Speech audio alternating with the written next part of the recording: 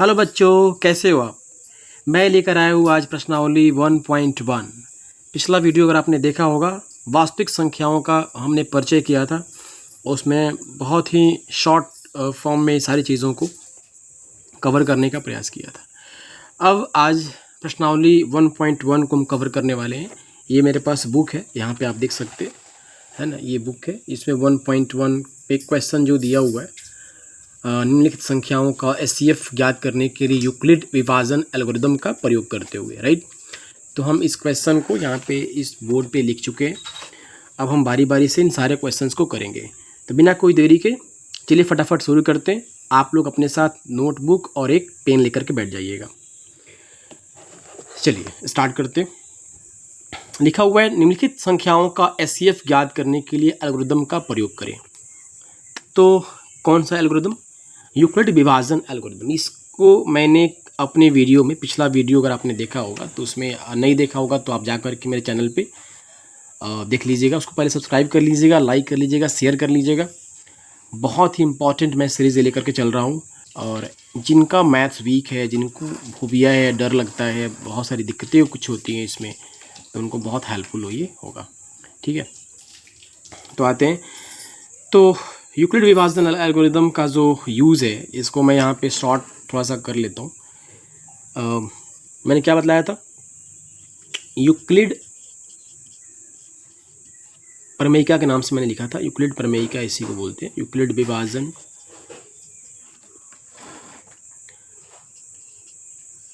Algorithm.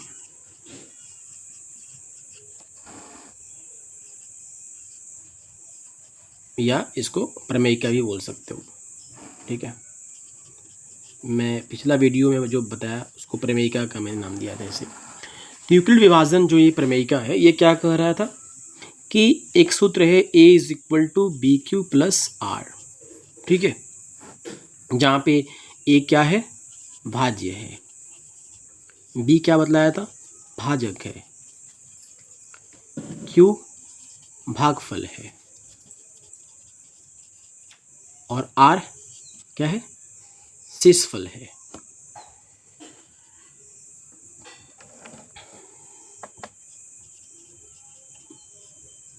ठीक है, तो मैं क्या बतला रहा था कि यूक्लिड विभाजन एल्गोरिदम में ये है क्या कि इस सूत्र में जो भी चीज़ें इसमें दी गई हैं, भाज्य, भाजक, भागफल, शेषफल, इसका प्रयोग जो होता है यह एचसीएफ ज्ञात करने के लिए होता है। और हमारा क्वेश्चन भी है एचसीएफ ज्ञात करना है।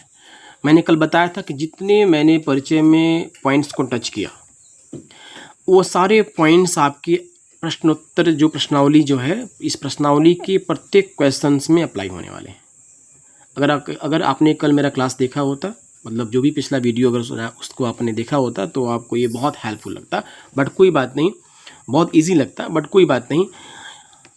इस प्रमेयिका का हम प्रयोग करके इसको हम यहाँ पे समझाने का प्रयास कर देते हैं, फिर उसको हम सॉल्व करते हैं। तो A is equal to B Q plus R हमने लिखा है। यहाँ पे एक चीज़ बता दूँ, मैंने क्या बोला कि इसका प्रयोग होता है एचसीएफ ज्ञात करने के लिए।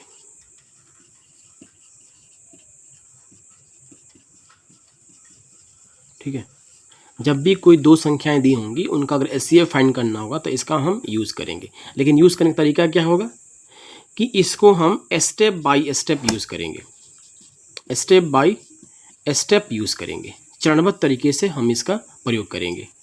और तरीका क्या होगा कि स्टेप बाय स्टेप जो हम यूज़ करेंगे इस प्रमेयिका का, इसमें हम एक चीज़ देखेंगे कि R इज इक्वल टू कब जीरो आ रहा है ना।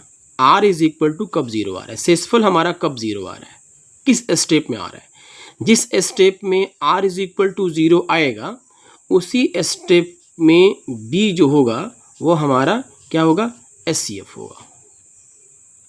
B मतलब जो भाजक होगा हमारा, वो उस स्टेप में हमारा एचसीएफ होगा। लेकिन कब? जब R is equal to zero होगा तब। ठीक है, एग्जाम्पल के तौर पर मैं एक छोटा सा यहाँ पे एक चीज़ बता दूँ। जैसे मान लीजिए मेरे पास एक संख्या है 16 और एक संख्या है 29। ठीक है, अगर इनका हमको SCF फाइंड करना हो तो हम क्या करेंगे? तो हमको अगर भाग विभाजन जो होता है ना, ये भाग विधि द्वारा अगर उस वैसे करते हैं तो इसका हम ऐसे करेंगे। तो यहाँ पे जो बड़ी संख्या होती है वह A होती है और जो छोटी संख्या होती है यहाँ पे B होती है। ठीक है, तो A और B हमने इस सूत्र के अनुसार यहाँ पे हमने A को यहाँ पे 29 यहाँ पे किया विभाजन, सॉरी भाज्य, और B को यहाँ पे कर लिया 16 भाजक। ठीक है, अब इसको हम भाग विधि द्वारा इसका SCF फाइंड करने जा रहे हैं। देखिए ये कितने स्टेप में होता है, मैं इसको स्टेप बाय स्टेप, क्योंकि SCF फाइंड करना जब होता है भाग विधि द्वारा तो स्टेप बाय स्टेप करते कि नहीं करते? देखिए कैसे करते हैं। तो उसमें स्टेप बाय स्टेप जब हम करेंगे और जैसे ही हमको R इज इक्वल टू 0 प्राप्त हो जाएगा जिस स्टेप पे, उसमें जो हमारा B होगा वही हमारा SCF हो जाएगा। ठीक है, देखिए 16 1 जा 16, क्या मिला, क्या मिलेगा मुझे? 9 माइनस 6 3, और ये हो जाएगा हमारा 2 माइनस 1 1, 13 मिला। तो ये फिर हम ऐसे कर लेंगे और यहाँ वाला जो 16 है ऐसे आ जाएगा। ऐसे ही तो देते हैं ना भाग विधि द्वारा, तो ऐसे ही SCF फाइंड करने का तरीका होता है। ऐसे हो गया। तो यहाँ पे जो ये B था अगले स्टेप में, ये स्टेप फर्स्ट था। ठीक है, ये स्टेप फर्स्ट था। फर्स्ट स्टेप में ये B A, ये भागफल Q, और ये हमारा R हो गया, सॉरी फर्स्ट स्टेप के लिए R हो गया। लेकिन यहाँ पे R अभी 0 प्राप्त तो नहीं हुआ, तो इसलिए 0 नहीं हुआ, तो फिर अगला स्टेप हम बढ़ा रहे हैं B, ये तो अब B हो जाएगा, और ये जो हमारा B था ये हमारा क्या हो जाएगा? A हो जाएगा। तो ये A हो गया, ये B हो गया। किस स्टेप के लिए? सेकेंड स्टेप के लिए। फिर इसको हम भाग देंगे 13 1 जा 13, आंसर क्या मिलेगा? 13 शेषफल क्या मिलेगा? 16 माइनस 13 क्या हो जाएगा हमारा? 3 हो जाएगा। अब इस सेकेंड स्टेप में हमको शेषफल तो 3 मिला, अभी भी हमको यहाँ पे फर्स्ट स्टेप में भी R इज इक्वल टू 0 नहीं मिला था, सेकेंड स्टेप में भी R इज इक्वल टू 0 नहीं मिला। अब इस फिर थर्ड स्टेप, इसका मतलब हमको करना पड़ेगा।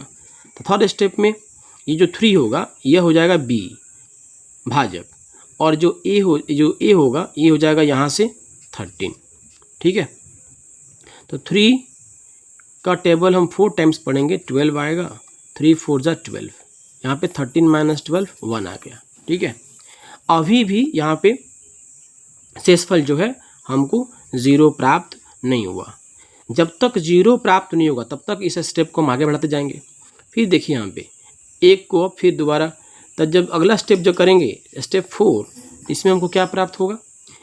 1 जो होगा ये हमारा B हो जाएगा, और जो 3 यहाँ पे था यहाँ पे A हो जाएगा, सॉरी 3 जो था ये हमारा A हो गया। तो 1 3 जा 3, अब हमारा शेषफल यहाँ पे क्या आ गया? 0 आ गया। जब शेषफल 0 आ जाएगा तब हम यहाँ पे जो B था, लास्ट स्टेप का जो B था, यही हमारा SCF होगा, है ना। SCF हमारा क्या हो जाएगा? यहाँ पे 1 हो जाएगा। ठीक है, इसी चीज़ को हम इस सूत्र के माध्यम से इसको करने का प्रयास करेंगे।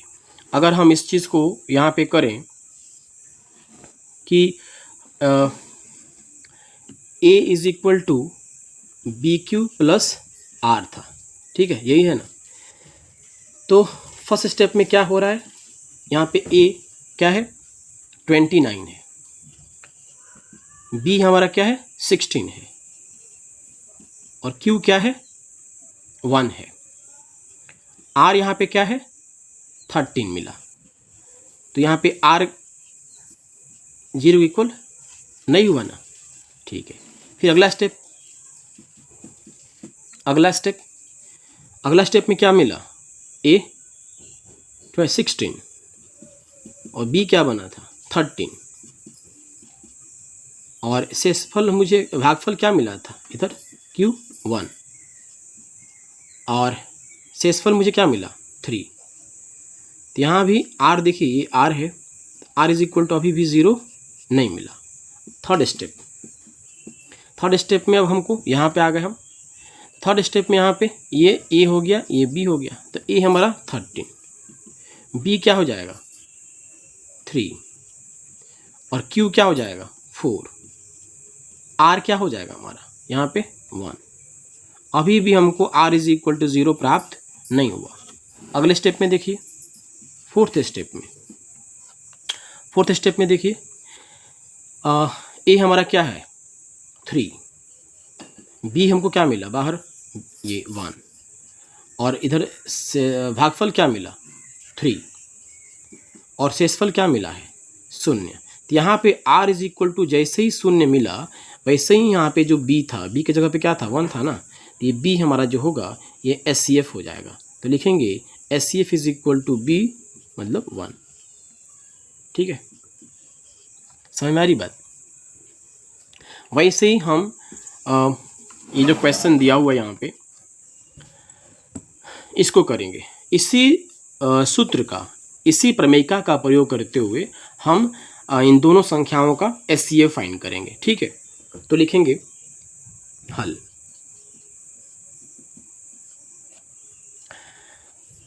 यहाँ पे ए क्या हो जाएगा, तब दोनों संख्याओं में ए कौन है बी कौन है। तो ए जो होता है बड़ी संख्या होती है, मैंने बतलाया बड़ी संख्या इसमें कौन है 2 2 5, और बी कौन है 1 3 5।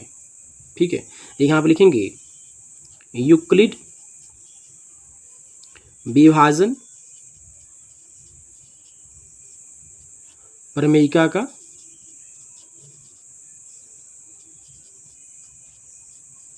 प्रमेयिका से क्या हो जाएगा a is equal to B Q plus R होता है ना। तो a हमारा क्या हो गया यहाँ पे 2 2 5 हो गया। ठीक है, और b जो हमारा क्या है 1 3 5 हो गया। अब इनटू q यहाँ पे क्या होगा r क्या होगा, इसके लिए मुझे जैसे भाग विधि द्वारा हम इधर कर रहे थे ना इन संख्याओं का, इधर देखिए आप इधर कर रहे थे ना भाग विधि द्वारा, ये वाला चीज़, यही चीज़ हम इन दोनों संख्याओं का करेंगे। ठीक है, इन दोनों संख्याओं का हम यही काम करेंगे। तो कैसे करेंगे, इधर हम बगल में कर देते हैं। ठीक है,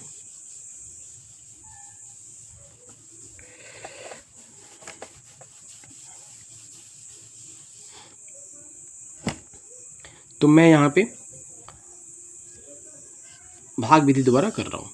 देखिएगा 1 3 5 मैंने बाहर रख लिया, ये b हो गया, ए हमारा 2 2 5 हो गया, और अब मुझे भाग देना है। तो 135 1 जा 135। ठीक है, कोई दिक्कत नहीं, 5 में से 5 गया 0, 12 हो जाएगा, ये 12 हो जाएगा, 12 में से 3 गया कितना हो जाएगा 9, और ये 1 में से 1 गया 0। ठीक है, तो क्या यहाँ पे ये जो 1 प्राप्त हुआ ये हमारा क्या हो जाएगा, ये हमारा इधर a हो गया, ये b हो गया, और q की जगह पे ये 1 हो जाएगा, ये q है तो 1 हो जाएगा। और r मुझे क्या मिला 90 मिला। ये r जो है अभी 0 के इक्वल नहीं हुआ ना। ठीक है, अब अगला स्टेप, ये पहला स्टेप था, मैं यहाँ पे लिख देता हूँ चरण फर्स्ट, यहाँ पे लिख दिया मैंने चरण फर्स्ट। ठीक है, इधर देखते हैं अगले स्टेप के लिए क्या हो जाएगा, ये 90 बी हो जाएगा। ठीक है, और ए हमारा क्या हो जाएगा, ये वाला यहाँ पे आ जाता है ऐसे। अब इसको करेंगे 90 1 जा 90, 15 में सॉरी 5 में से 0 हो गया 5 हो जाएगा, ये हो जाएगा हमारा 13 में से 9 जाएगा 4 हो जाएगा। ठीक है, तो यहाँ पे देखिए ये ए था, ये हमारा क्यू हो गया, ये हमारा आर मिला, यही ना होगा। सेकंड स्टेप की बात हो रही है अभी, तो सेकंड स्टेप में हम चलते हैं चरण सेकंड।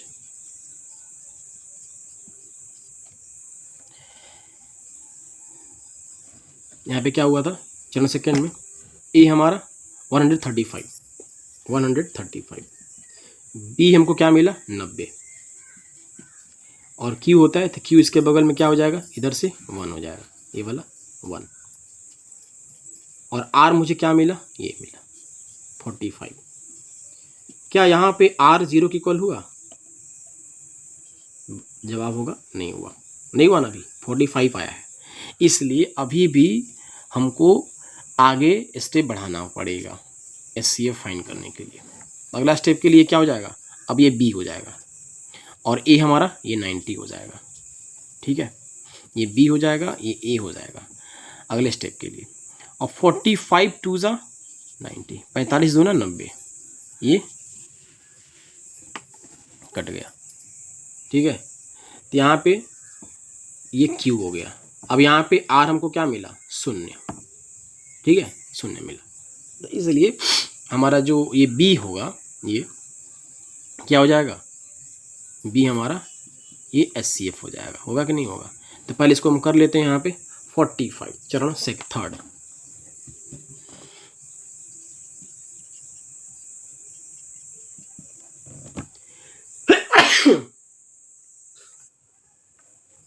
चरण थर्ड, चरण 3 में क्या होगा, हमारा जो ए था, ये क्या बना मेरा 90 था, ये बी बना था, बी है और ये क्यू इज इक्वल टू 2 है।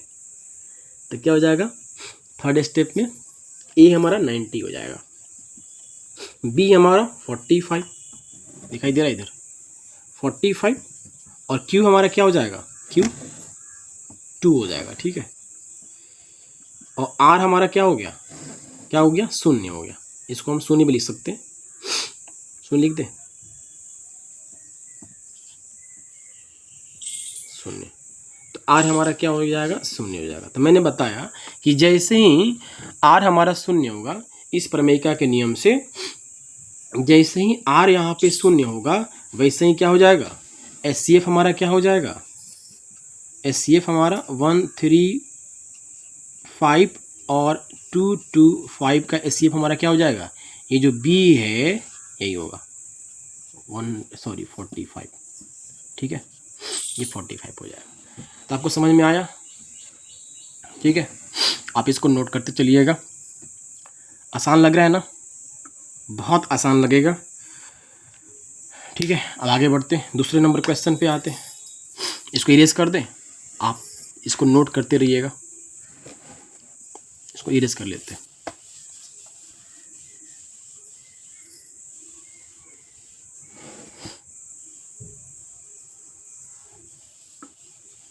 ठीक है, अब आते इसके सेकंड नंबर क्वेश्चन पे। सेकंड नंबर का क्वेश्चन कह रहा है 196 और 38220। ठीक है, देते हैं सेकंड नंबर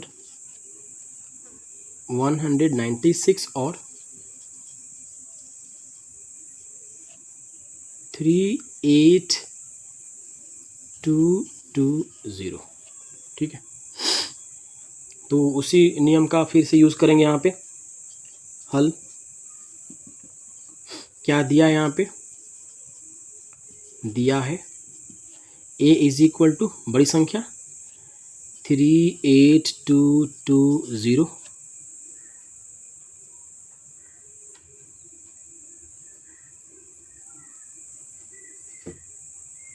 ठीक है, और b इज इक्वल टू 196। तो यहाँ पे लिखेंगे यूक्लिड विभाजन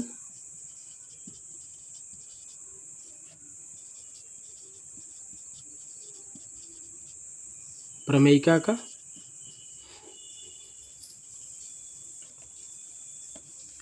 प्रयोग, यहाँ लिख देते प्रमेयिका से, बहुत लंबा लिखने की क्या ज़रूरत है। तो क्या होता है, a is equal to B Q plus R होता है। यहाँ पे a हमारा क्या हो गया 38220 इज इक्वल टू बी क्या हो गया 196। अब q नहीं है, r नहीं है, तो इसके लिए हम यहाँ पे भाग विधि द्वारा इसको निकालें। 196 छोटी संख्या बाहर, बड़ी संख्या यहाँ पे अंदर। ठीक है, अब 196 1 जा 196, 12 में से 6 गया 6, ये हो जाएगा 7, 17 हो जाएगा, 17 में से 9 गया 8, ये हो जाएगा 2 में से 1 गया 1। अब यहाँ पे 2 लिख लेते, इसको करते हैं 9 से, 9 छक्के 54, 9 6 54, ठीक है, हाथ में आया 5, 9 6 9 9 जा 81 एंड 5 कितना हो जाएगा 86। अब हो जाएगा 8, तो 9 1 जा 9 और 8, 9 और 8 17, ठीक है। तो 12 में से 4 गया 8, 12 में से 4 गया 8, 6 में से ये 5 में से 6 गया, सॉरी 15 में से 6 गया 9 हो जाएगा, ये 0 0 हो जाएगा, ठीक है। अगला यहाँ पे 0 लगा देंगे। 5 से कर लेते हैं इसको, 6 5 30, 9 छक्के 54, सॉरी 6 5 30 3, और फिर 9 5 45 3 48 के 8, हाथ में आया 4, फिर 5 एकम 5 4 9, ये हो जाएगा 0। लेकिन हम देख रहे हैं कि ये पहला ही स्टेप था। अभी यहाँ पे तो पूरे जो भी यहाँ पे भाज्य है, भाज्य को तो मैं एक ही बार नहीं लिया ना, अभी तो थोड़े थोड़े करके लिया। तो अभी तो ये विभाजन का मेरा ये पहला ही स्टेप था। अगर यहाँ पे शेषफल, अब इनको सबको यहाँ पे समेटने के बाद, सबका यहाँ पे मैंने जैसे ही विभाजन कर लिया, तो उसके बाद अब यहाँ पे जो शेषफल प्राप्त होता उसको मैं आगे स्टेप से ऐसे करके, और फिर यहाँ से इसको बी को लेकर के यहाँ पे रख करके ए बनाता, और जो शेषफल मिला था वो बी होता सेकंड स्टेप के लिए। बट यहाँ पे पहली स्टेप में हमको क्या मिल गया, शेषफल जो हो गया यह यहीं पे 0 मिल गया। इसका मतलब कि पहली स्टेप में 0 मिल गया, तो उससे क्या हुआ, यहाँ पे जो बी था वही हमारा एचसीएफ होगा, ठीक है, ये हमारा क्यू हो गया। तो चलिए, तो यहाँ पे क्यू के जगह पे क्या लिख दे, क्या मिला यहाँ पे 195, तो यहाँ लिख दें 195 लिख सकते हैं। और r इज इक्वल टू क्या मिला, 0 मिल गया। तो इसलिए since r is equal to 0 मिल गया, तो हमारा एचसीएफ क्या हो जाएगा, एचसीएफ क्या हो जाएगा, ये हमारा b, यही तो होता है ना। r जब 0 हो जाता है, 0 हो जाता है, तो b हमारा जो होता है वो हमारा एचसीएफ होता है। तो एचसीएफ हमारा क्या हो जाएगा 196 और 38220 का क्या हो जाएगा 196 हो जाएगा आंसर। ऐसे करके आपका ये सेकंड नंबर जो क्वेश्चन था पहला का वो कंप्लीट हुआ। आप इसको नोट करते चलिएगा। आई होप सो कि आपको समझ में आ रहा होगा। इरेज कर दे या स्क्रीनशॉट ले सकते। अगला क्वेश्चन क्या कह रहा है इसमें कि 867 और 255 है, इसको हम करते हैं।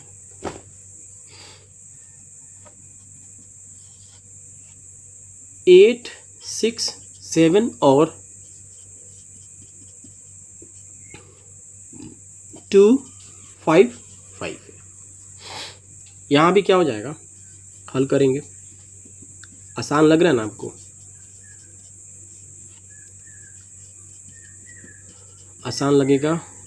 आप बस मन लगा के पढ़ते रहिए, मेरे साथ बने रहिए। सॉरी, बड़ी संख्या क्या हो जाएगी इसमें, ये वाली हो जाएगी, तो 867 हो जाएगा। और छोटी संख्या क्या हो जाएगी 255 हो जाएगी। ठीक है, अब करते हैं इसको यूक्लिड प्रमेयिका का प्रयोग करके। यूक्लिड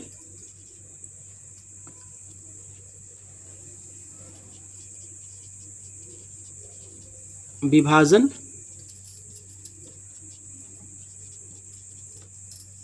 प्रमेयिका से क्या होगा, a इज इक्वल टू क्या होता है बी क्यू प्लस आर होता है। तो a यहाँ पे क्या हो जाएगा हमारा 867, ठीक है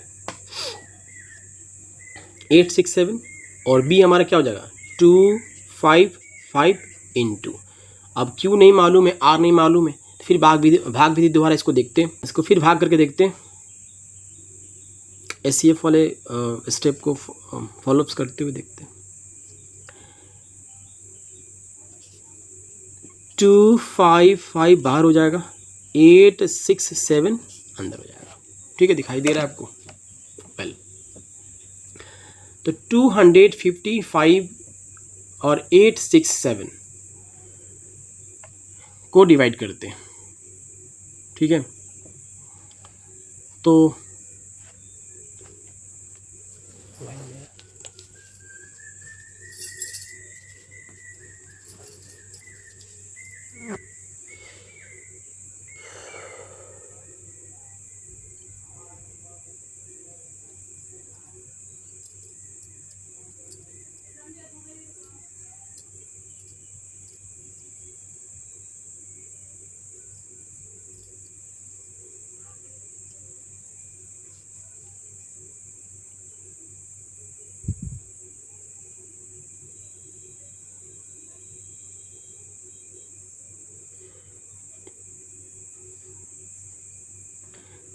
चलिए, तो 255 इंटू और 867 में डिवाइड करते हैं।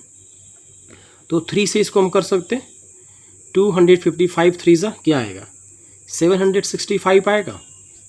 ठीक है, इसको आप तो 7 माइनस 5 2 हो जाएगा, और ये हो जाएगा 6 माइनस 6 0 हो जाएगा, 8 माइनस 7 1 हो जाएगा। ठीक है, अब ये हमारा बी था, ये ए था, ये हमारा क्यू हो जाएगा, ये आर हो जाएगा। किस स्टेप के लिए? पहले स्टेप के लिए। ठीक है, तो हमारा पहला चरण जो था हमारा यहाँ पे, ये हमारा पहला चरण था, पहला चरण। तो पहला चरण में क्या हुआ? 867 इज इक्वल टू 255, और बी क्यू क्या हो जाएगा हमारा यहाँ पे? अभी आपको देखे बताए 3 हो जाएगा, है ना, 3। और आर हमारा यहाँ पे क्या मिला? 102 मिला। ठीक है, 102 मिला। तो यहाँ पे क्या देखे? R इज इक्वल टू अभी भी 0 नहीं मिला। अब आगे चलते हैं, तो आगे जब स्टेप करेंगे, अगला स्टेप जब करेंगे, तो फिर ये क्या हो जाएगा हमारा? ये जो होगा ये B हो जाएगा, B हो जाएगा। तो यहाँ पे 255 है, ये A का काम करेगा। अब देखेंगे कि 102 के टेबल में ये कितना बार में, तो इसको हम 2 बार में कुछ करने का प्रयास करते। 102 तो ये हो जाएगा 204। ठीक है, 102 और ये गुणे 2 से 204 हो गया। तो 5 में से 4 गया, 1 हो जाएगा। 5 में से 0 गया, क्या हो जाएगा यहाँ पे? 1, ये 5 हो जाएगा, और ये हमारा 0 हो जाएगा। तो यहाँ पे क्या हुआ? B, ये A, ये Q, और R इज इक्वल टू 51। अभी भी हमको 0 प्राप्त नहीं हुआ। तो अगले सेकेंड स्टेप था ये, है ना, ये आप लिख लेंगे सेकेंड स्टेप। सेकेंड स्टेप के लिए क्या हो जाएगा? ये हमारा 255 है, 255 है। B क्या है? 102 है, गुणे Q क्या है? Q यहाँ पे 2 है, R क्या है? 51 है। यहाँ भी R हमको 0 नहीं मिला है। इसका मतलब SCF की जो सफ़र है, SCF फाइंड करने का जो सफ़र है हम लोगों का, अभी और आगे चलने वाला है। ठीक है, कोई बात नहीं, हम भी हारने वालों में से नहीं है। 51, तभी हमारा क्या बन जाएगा? B बन जाएगा अगले स्टेप के लिए, और फिर यहाँ वाला जो होगा ये हमारा A बन जाएगा। तो 51 से 2 टाइम्स में करेंगे तो यह 102 आ जाएगा ना जी। तो ये 0 हो गया हमारा। तो यहाँ पे शेषफल क्या मिला? शेषफल इसको हम R लिख लेते हैं, R इज इक्वल टू 0 मिल गया। ये हमारा A हो गया, ये हमारा Q हो गया। जैसा ही R इज इक्वल टू 0 मिलेगा, हमारा जो SCF का जो सफ़र था वहीं पे थम जाएगा, वहीं पे रुक जाएगा, और SCF हमको प्राप्त हो जाएगा ये B के फॉर्म में। वही चीज़ हम यहाँ पे कर देते हैं। ठीक है, थर्ड स्टेप, ये थर्ड स्टेप में आया था ना, ये चीज़ें जो हुई थी इधर थर्ड स्टेप में हुई थी, तीसरे चरण में हुई थी। तो इसको हम यहाँ पे अब डिस्क्राइब कर देंगे। थर्ड स्टेप में क्या मिला हमको? 102 हमारा क्या हुआ?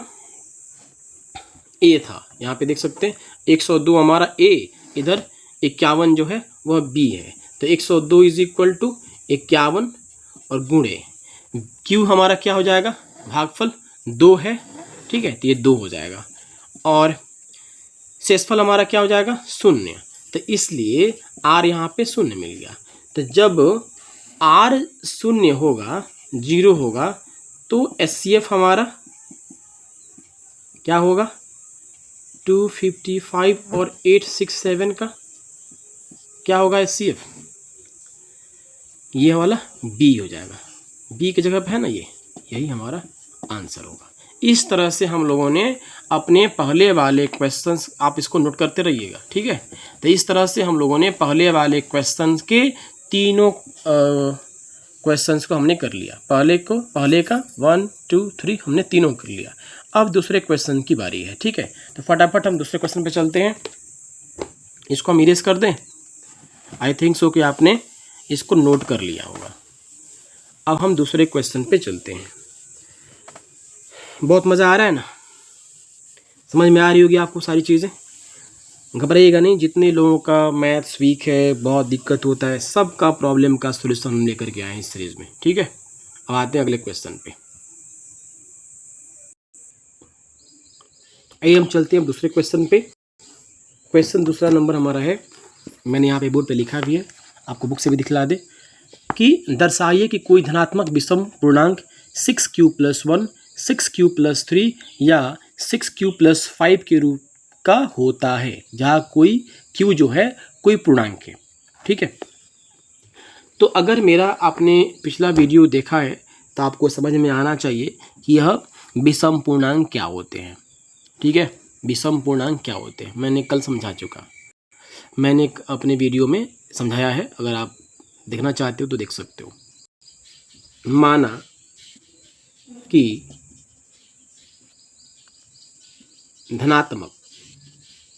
धनात्मक विषम पूर्णांक, ठीक है, विषम पूर्णांक मान लेते हैं a है। अच्छा, विषम पूर्णांक की अगर बात करें तो आपको समझा देते हैं। यहाँ पे पूर्णांक जो होते हैं नेगेटिव और जो पॉजिटिव जो नंबर्स होते हैं और शून्य को मिला ऐसे लिख लें, -1 -2 -3, ऐसे 0 1 2 3, ऐसे क्या है, ये सब क्या है, सब पूर्णांक है।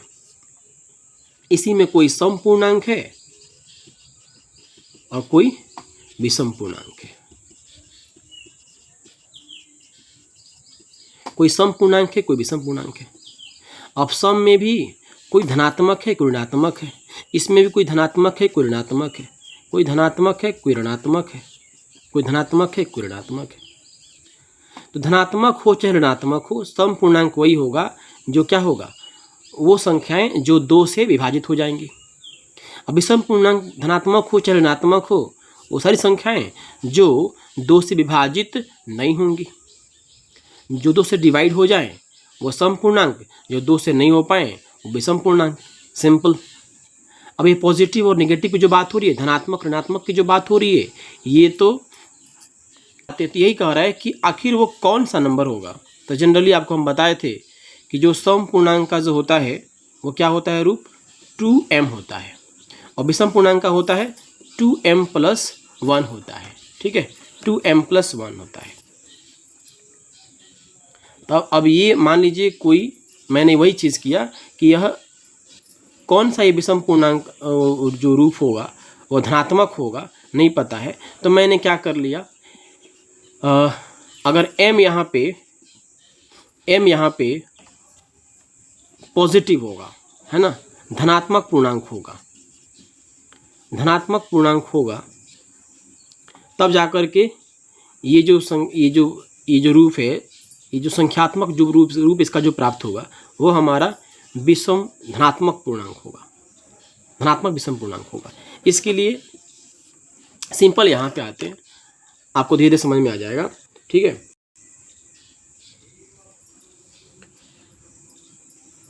तो यहाँ पे दिया है क्या, विषम पूर्णांक की जगह पे, कि मान लेते हैं, हमने कहा कि विषम पूर्णांक अगर कोई है तो मान लीजिए a है, लेकिन वह इसी रूप में होगा, जो ये रूप जो दिया हुआ है 6q + 1, 6q + 3 या 5 जो भी दिया है, इसी रूप में होगा। इसके लिए हमको क्या करना होगा, मान लीजिए सब में ये 6 6 करके दिया है, तो हमको मालूम है कि ए इज इक्वल टू क्या होता है, बी क्यू प्लस आर होता है।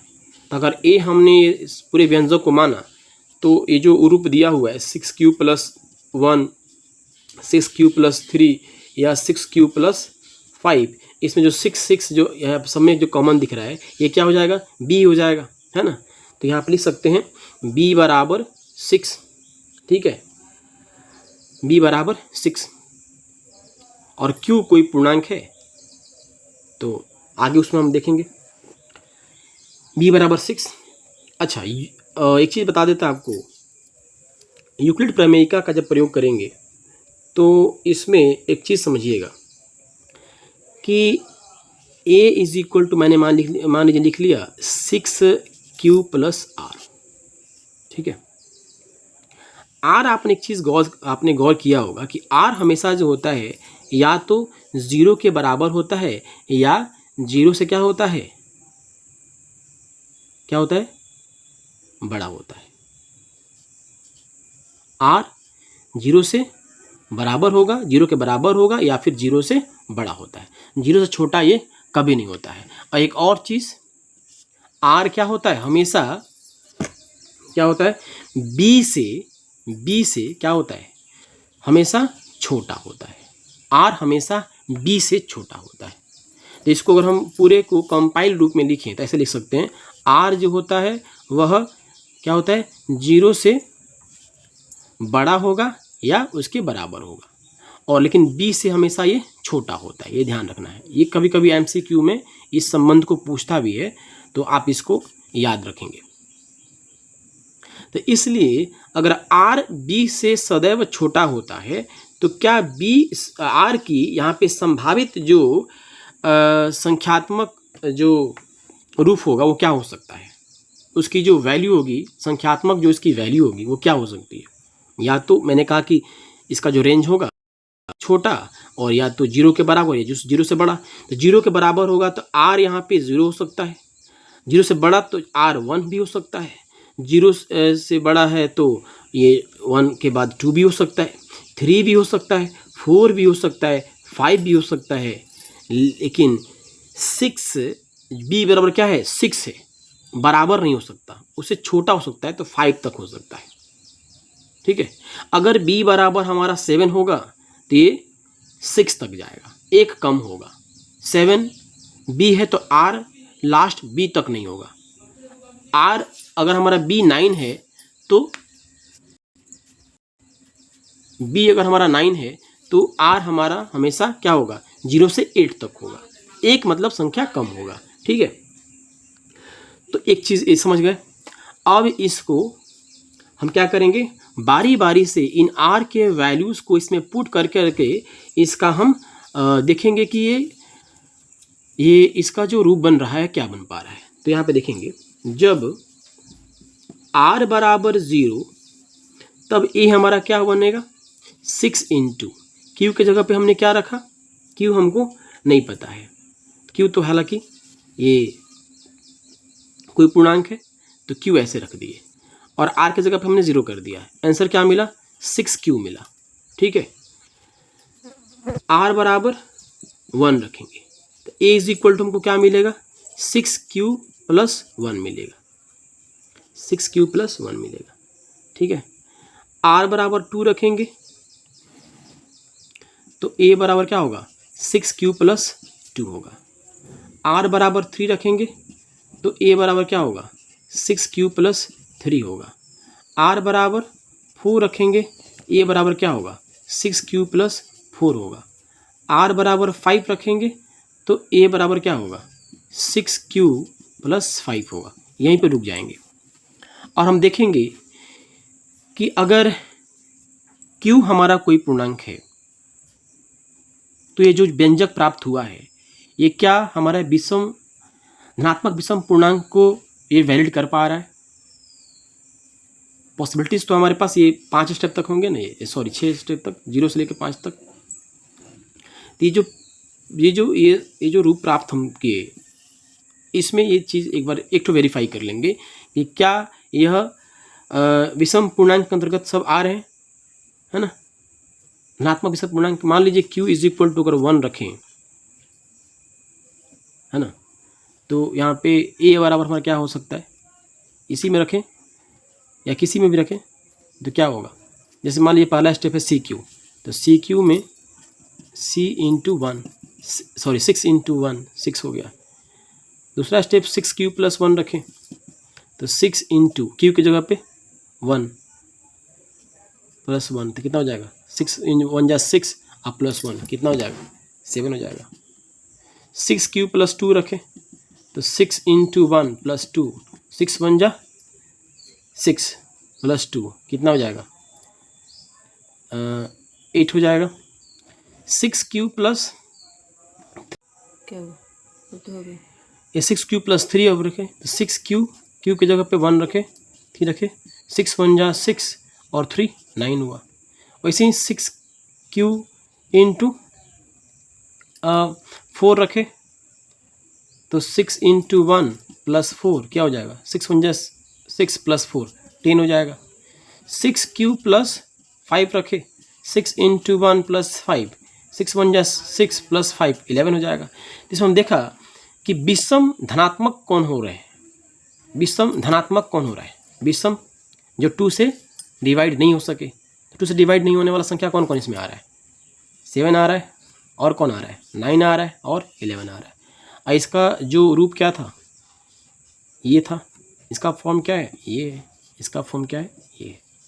ठीक है, तो इस तरह से यही तो कह रहा था ना कि इसमें से बताइए कि ये सब के सब जो हैं, ये यही तो पूछ रहा था ना कि 6q+1 6q+3 और ये 6q+5 ये विषम धनात्मक पूर्णांक रूप होते हैं। तो देख लिया ना, ये होते हैं कि नहीं होते हैं। 6q+1 विषम धनात्मक पूर्णांक, पॉजिटिव नंबर है।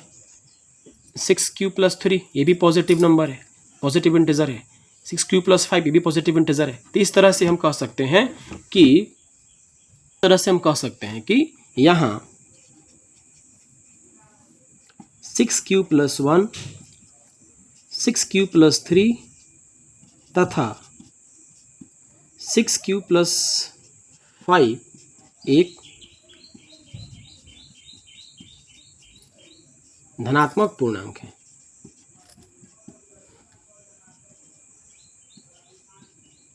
ठीक है, सिद्ध हुआ, ये हमारा क्या हो गया, सिद्ध हुआ।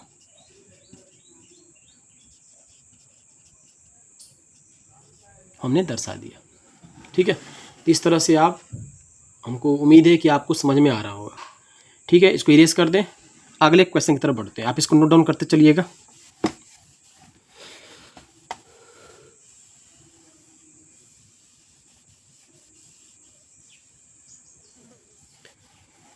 अगले क्वेश्चन पे आते हैं।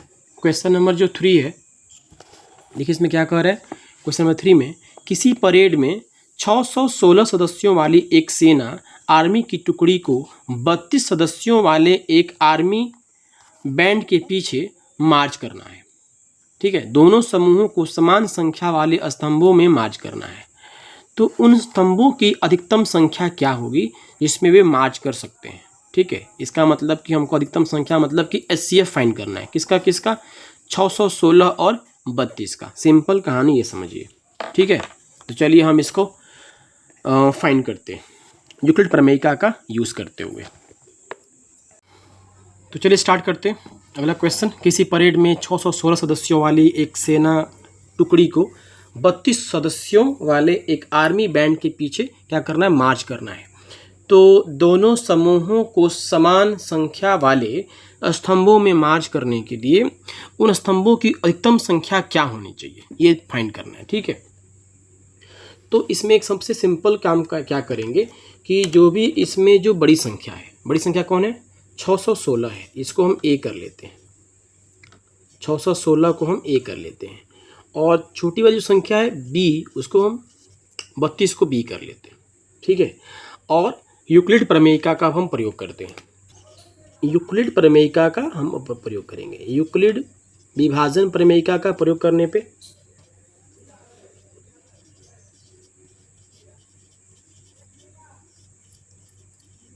क्या हो जाएगा, A = BQ+R होता है, आपको मालूम है।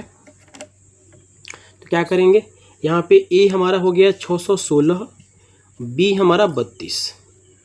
तो हमको अधिकतम संख्या फाइंड करनी है, तो एचसीएफ फाइंड करना है। ठीक है, तो एचसीएफ के लिए क्या करेंगे, हमको क्यू चाहिए और सॉरी आर चाहिए। आर कितना होना चाहिए, 0 होना चाहिए।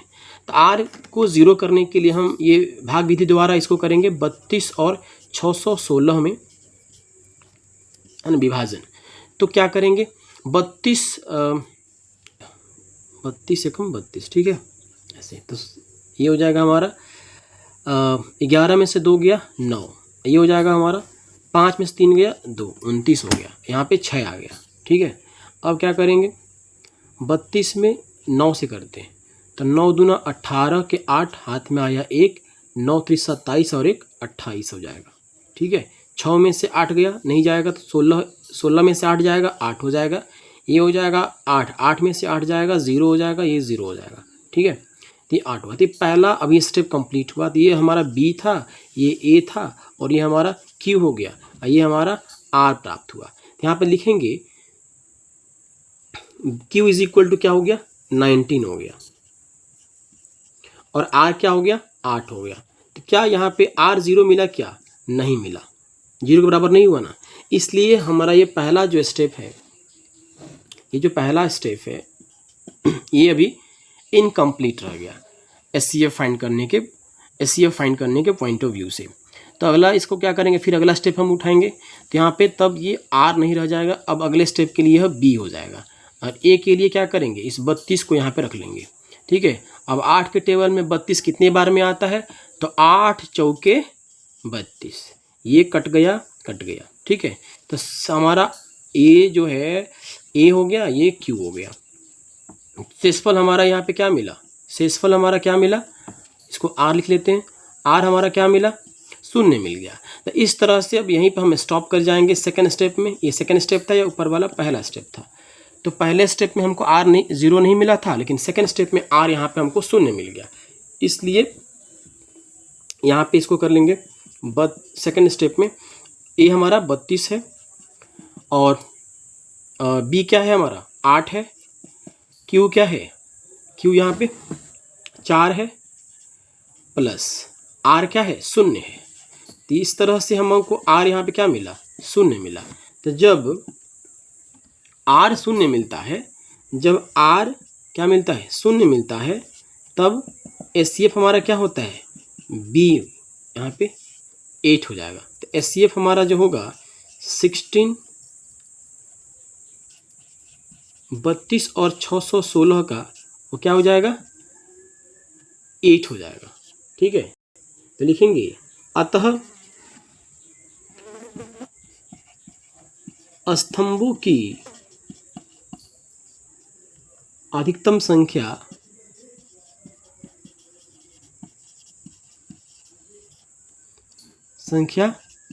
क्या हो जाएगी, 8 हो जाएगी। ठीक है, इस तरह से हमारा ये आंसर हो जाएगा। समझ में आ गई बात। क्वेश्चन बहुत बड़ा दिख रहा था, बट ज़्यादा इसमें कुछ था नहीं। तो हम लोगों ने बहुत इसको सिंपल वे में किया है। आई थिंक कि आपको समझ में आया होगा। अब आगे चलते हैं, क्वेश्चन नंबर 4 को करते हैं। इसको इरेज कर दें, आप नोट डाउन कर लिए हैं, बहुत बढ़िया।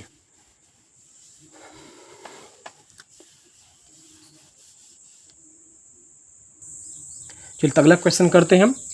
अगला क्वेश्चन है यूक्लिड प्रमेयिका का प्रयोग करते हुए दर्शाना है कि धनात्मक पूर्णांक का वर्ग किसी पूर्णांक m के लिए 3m या 3m+1 के रूप में होता है, उस रूप का होता है। ठीक है, इसको करना है। तो इस क्वेश्चन को हमने यहाँ पे लिख दिया है कि यूक्लिड विभाजन प्रमेयिका का प्रयोग करते हुए दिखाना है कि किसी धनात्मक पूर्णांक का वर्ग किसी पूर्णांक m के लिए 3m या m+1 के रूप का होता है। ठीक है, चलिए स्टार्ट करते हैं। नंबर जो 2 था ठीक वैसे ये भी है। तो मान लेते हैं, मुझे नहीं पता है कि धनात्मक जो पूर्णांक होगा, यहाँ पे लिखा है ना, धनात्मक पूर्णांक का वर्ग किसी पूर्णांक m के लिए 3m या 3m+1 वॉटेवर। तो मान लेते हैं कि धनात्मक जो पूर्णांक होगा वो क्या है, a है। ठीक है, पूर्णांक a है। और b हमारा क्या है, b क्या दिया है, क्योंकि Q is equal to, sorry, क्योंकि हमने देखा था कि यूक्लिड प्रमेयिका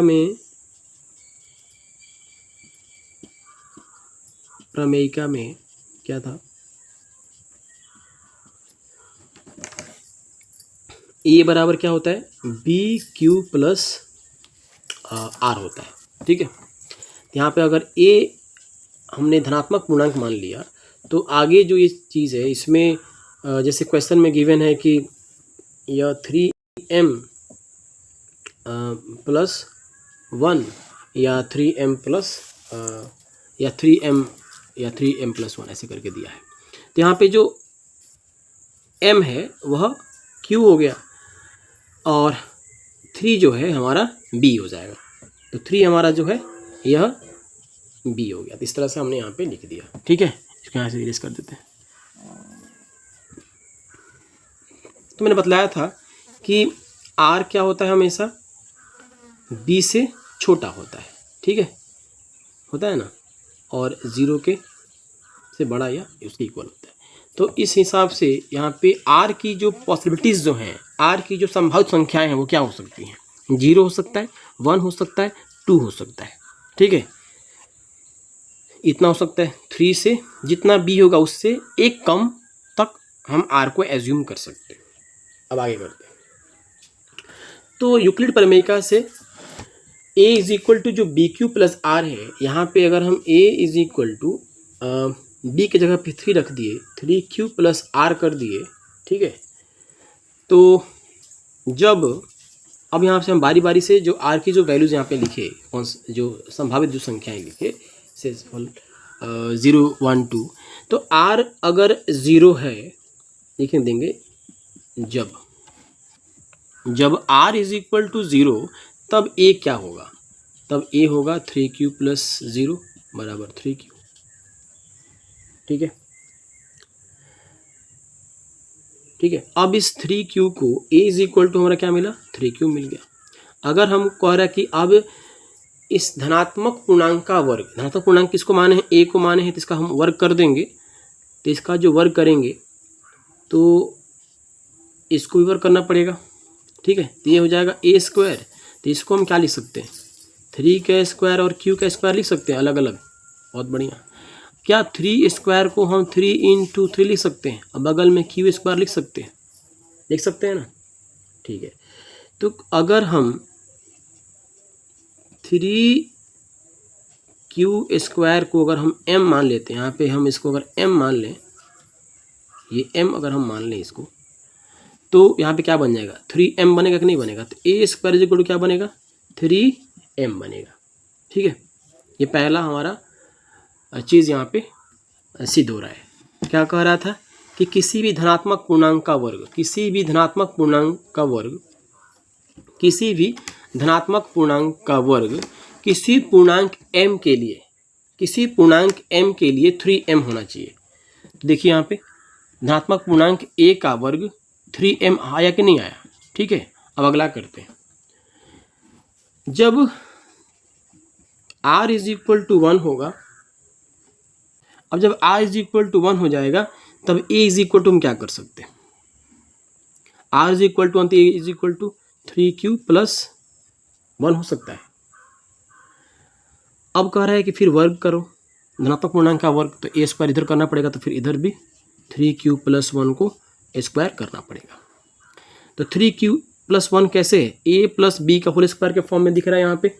इसको करेंगे a square plus 2ab plus b square कर सकते हैं, ठीक है। हमारा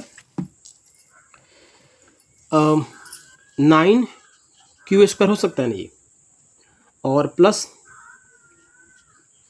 3 2 जा 6Q हो सकता है, और प्लस ये 1 हो सकता है। अगर मैं इस 9Q स्क्वायर और 6Q ये दोनों से अगर मैं कुछ कॉमन निकालना चाहूँ तो 3 को अगर मैं निकाल लूँ तो यहाँ पे क्या हो जाएगा, 3Q स्क्वायर प्लस 2Q हो सकता है, और प्लस 1। मैंने 3 बाहर क्यों निकाला, क्योंकि हमारा जो गिवन जो फॉर्म है दिया हुआ है वो 3m+1 के फॉर्म में दिया हुआ है, तो इसलिए मैं 3 को बाहर कर लिया और इधर वाले को मैं ऐसे रखा ताकि मैं इसको हम m के इक्वल करके यहाँ पे मैं कर लूँ कि यहाँ पे कर लूँ इधर माना m बराबर 3q² + 2q। यहाँ पे क्या हो जाएगा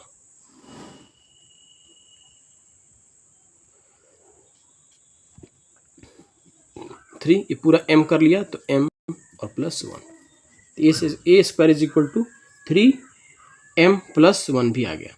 तो अतः हमको ये दोनों चीज़ प्राप्त हुआ, यहाँ भी और ये यहाँ भी।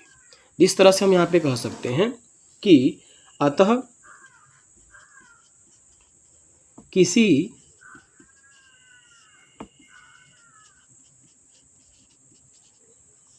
धनात्मक पूर्णांक का वर्ग किसी पूर्णांक m के लिए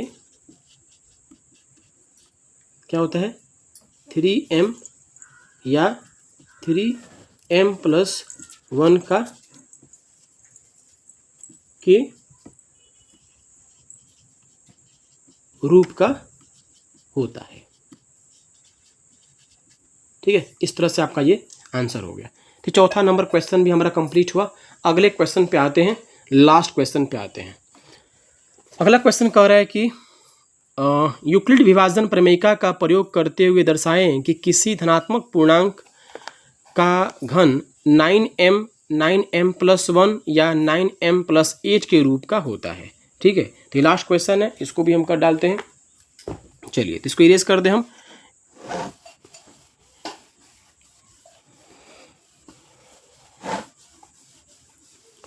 ठीक है, आपको समझ में आ रहा होगा। अगला क्वेश्चन करते हैं, क्वेश्चन नंबर 5 करते हैं। क्वेश्चन नंबर 5 करते हैं। तो आइए तब लास्ट क्वेश्चन करते हैं। यूक्लिड विभाजन प्रमेयिका का प्रयोग करते हुए दर्शाएं कि किसी धनात्मक पूर्णांक का घन, पहले वाले क्वेश्चन में क्या था, धनात्मक पूर्णांक का वर्ग a² कर रहे थे। ठीक है, ये हो जाएगा 9q + r हो जाएगा। यदि r = 0 तब a बराबर क्या हो जाएगा 9q + 0 बराबर 9q। ठीक है, 9q। अब रही बात, क्या कह रहा था क्वेश्चन में? क्वेश्चन में कह रहा था धनात्मक पूर्णांक का घन। घन माने जो धनात्मक पूर्णांक क्या माने, a माने हैं। तो a का हमारे को क्या करना है, यहाँ पे घन करना है। तो घन मतलब a⁴, तो 9 × k⁴ हो जाएगा। ठीक है, अब a⁴ तो क्या 9⁴ और q⁴ 3 कर सकते हैं, लेकिन हमको क्या बनाना है, ये बनाना है हमको 9m के फॉर्म में, 9m+1 के फॉर्म में, 9m+8 के फॉर्म में, मतलब हमेशा 9m रहना चाहिए। इसका मतलब, ठीक है, तो इसको हमने अलग कर लिया। तो मैं यहाँ पे माना मैं लिख दूँ 9² और q⁴ को मैंने m कर लिया, तो यहाँ पे क्या हो जाएगा अगले स्टेप में aq = 9 और ये हो जाएगा हमारा m, तो 9m हो जाएगा। ठीक है, एक ये मिला। अगला करते हैं कि यदि r = 1 तब क्या होगा, a = 9q + r के जगह पे 1 कर लेंगे। ठीक है, तो अब a का हमको क्यूब करना है, तो ये भी 9q + 1 का क्या करेंगे, क्यूब कर लेंगे, a³। तो a + b का होल क्यूब दिख रहा है, राइट। तो a + b का होल क्यूब क्या होता है, a + 3a² b + 3ab² + b³ ये होता है। ठीक है, इसको मैं यहाँ पे अप्लाई कर रहा हूँ। a³ का क्या कर लिया 9q,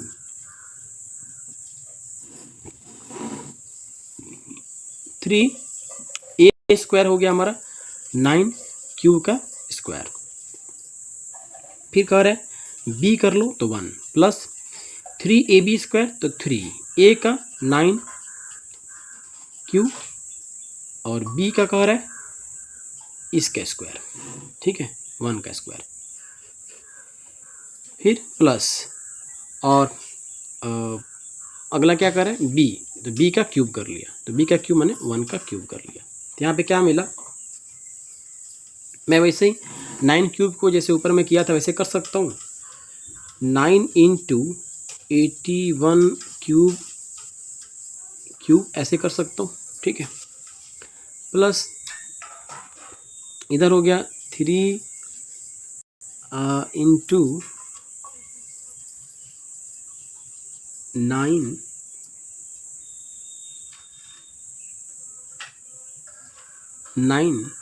इंटू 9 क्यू स्क्वायर, ये इसमें से 2 9 हो जाएगा तो 1 9 बाहर कर लिया, 1 9 इसके पास साथ चिपका दिया और प्लस 3 9 जा 27 क्यू और ठीक है प्लस 1 कर लिया, 1 का क्यूब 1, ठीक है। अब मैं इसको अगर इसमें से 9 मैं इधर बाहर कर लूँ तो अंदर में क्या बच जाएगा 81 का cube,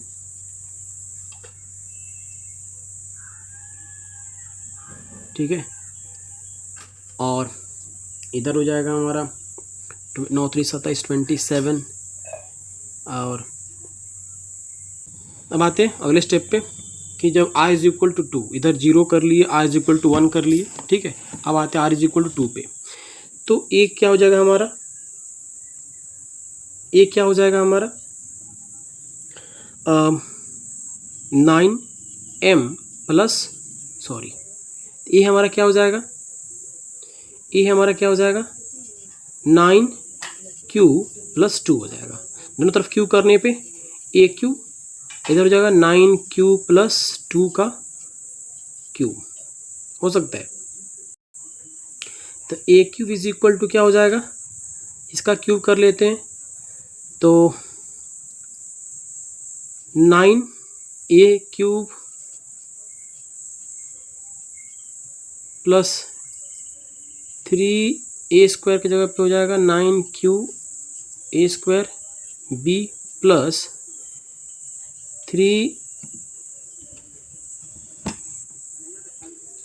9q into B square, ठीक है, और प्लस बी क्यूब, ये हो जाएगा। तो इधर 9 को हम बाहर कर लेते हैं तो अंदर हो जाएगा 9 9 जा 81, 9 9 जो 81 हो जाएगा, ठीक है, 9 9 जा 81 हो जाएगा, 9 9 जा 81 हो जाएगा, 9 9 जा 81 हो जाएगा।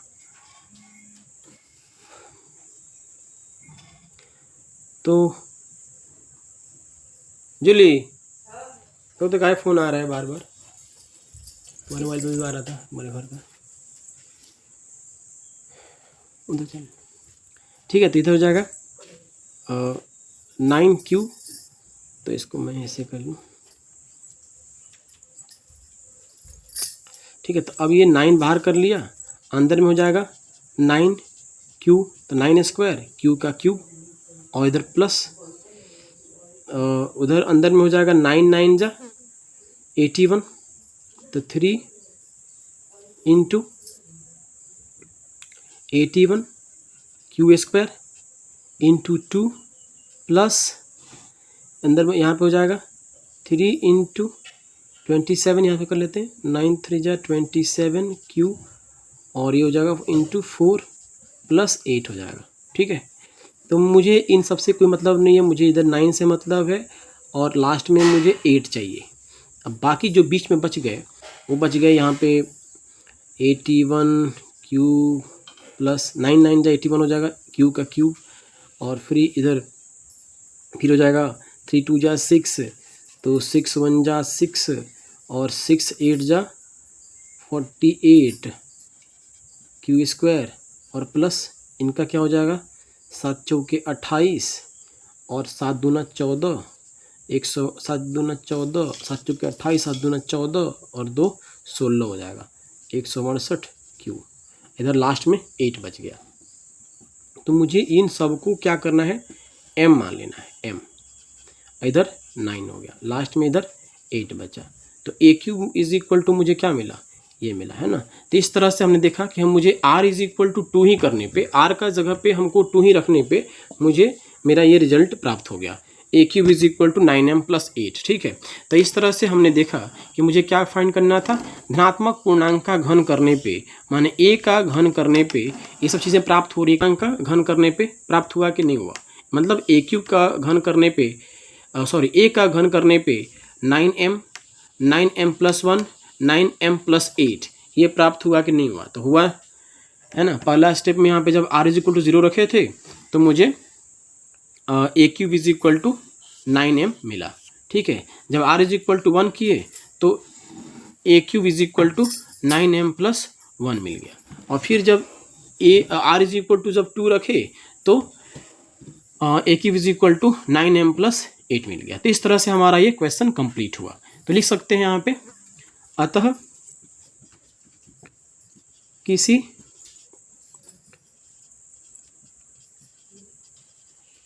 धनात्मक पूर्णांक का घन 9m प्लस 1 और 9m प्लस 8 के रूप का होता है। ठीक है, इस तरह से हमारा आज का प्रश्नावली खत्म होता है दोस्तों। अब आप इसको पूरे तरह से पूरे इस वीडियो को दोबारा देखिएगा और अपने नोटबुक में नोट करते हुए इसको बाद में रिवाइज करने के लिए रखिएगा। ठीक है, तो ऐसे ही बने रहिए और प्रैक्टिस करते रहिए, पढ़ते रहिए और अपने बोर्ड एग्ज़ाम को बहुत अच्छे से प्रिपेयर करते रहिए। Thank you so much.